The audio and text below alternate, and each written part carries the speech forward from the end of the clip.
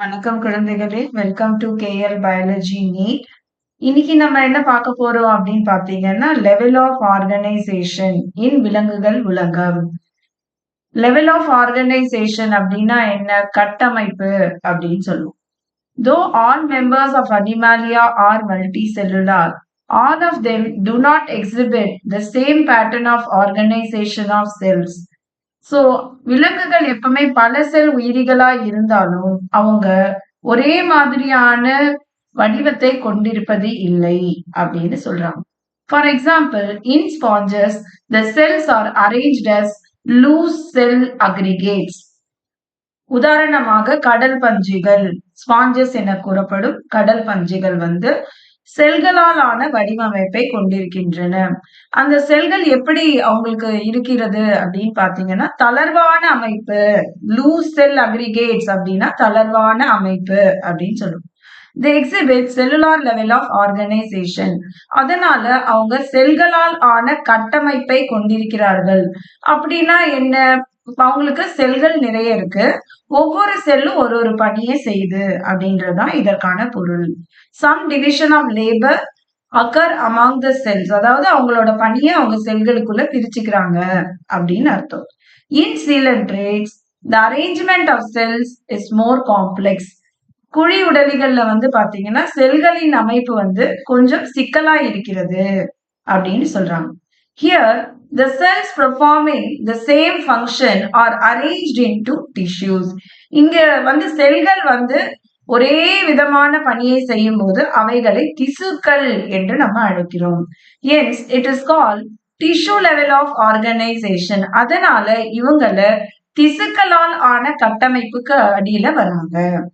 A still higher level of organization, இதுக்கும் மேல அப்படின்னு பாத்தீங்கன்னா organs level is exhibited by members of platyhelminthes.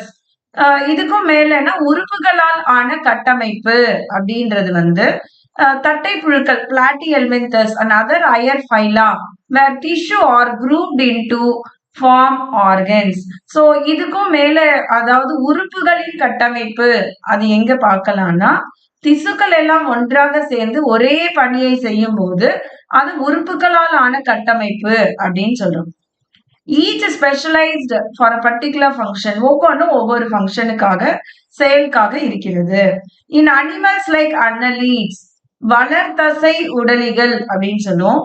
Arthropods, கணுக்காலிகள். மொலாஸ், மெல்லுடலிகள். எக்கினோடர்ம்ஸ், முட்தோலிகள். And chordates, முதுகெலும்பிகள்.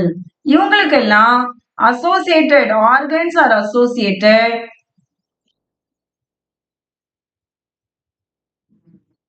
to form functional system, each system concerned with a specific physiological function. இங்கெல்லாம் உறுப்புகள் அனைத்தும் ஒரே மாதிரியான செயலை உருவாக்குகிறது. அந்த மாதிரி ஒரே விதமான செயலை செய்யும் பொழுது அவங்கள the pattern is called organ system level of organization. இவங்கள உறுப்பு மண்டலம் கட்டமைப்பு அப்படின்னு சொல்றோம்.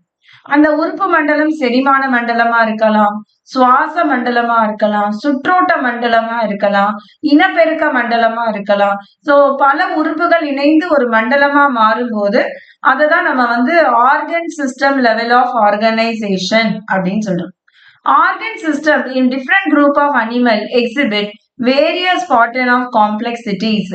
சோ இந்த உறுப்பு மண்டலங்கள் வெவ்வேறு உயிரினங்கள்ல வெவ்வேறு சிக்கலான அமைப்பை கொண்டிருக்கின்றன அப்படின்னு சொல்றாங்க. For example, the digestive system of platyhelminthes has only a single opening to the outside of the body. உதாரணமா செரிமான மண்டலம் தட்டை புழுக்கள்ல எப்படி இருக்கு அப்படின்னு நீங்க பாத்தீங்கன்னா ஒரே ஒரு திறப்பு மட்டும்தான் இருக்கு அவங்களுக்கு. ஒரே ஒரு வெளிப்புற திறப்பு மட்டுமே அவங்களுக்கு இருக்கு. Outside the body single opening அப்படின்னு சொல்றாங்க. That serve as both mouth and anus. அதுதான் அவங்களுக்கு வாய் பகுதியாகவும் மலவாய் பகுதியாகவும் இருக்கிறது. And is hence called incomplete. அந்த மாதிரி இருப்பவைகளை சீரற்றவை அப்படின்னு சொல்றோம். A complete digestive சீரற்றவை அல்லது முழுமையற்றவை அப்படின்னு சொல்லலாம்.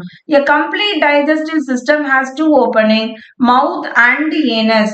வாய் பகுதியும் குதகால்வாய் அல்லது மலவாய் பகுதியும் தனித்தனியா 2 திறப்புகள் இருந்ததுன்னா அவங்கள முழுமையான செரிமான மண்டலம் கொண்டவர்கள் அப்படின்னு சொல்லலாம். Similarly, the circulatory system may be of two type. இதே மாதிரி நம்ம சுற்றோட்டத்தையும் 2ஆ பிரிக்கிறோம். Open type and closed type. Open type na enna? In which the blood is pumped out of the heart and the cells and tissue are directly bathed in it.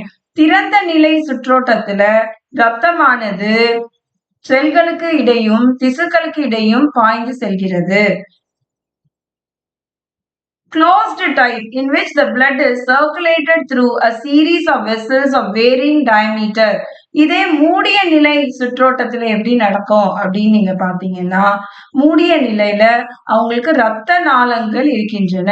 இததான் நம்ம தமனிகள், சிரைகள் அப்படின்னு படிப்போம் இல்லையா? அது வழியா போச்சுன்னா அதை மூடிய நிலை சுற்றோட்டம் அப்படின்னு சொல்றோம்.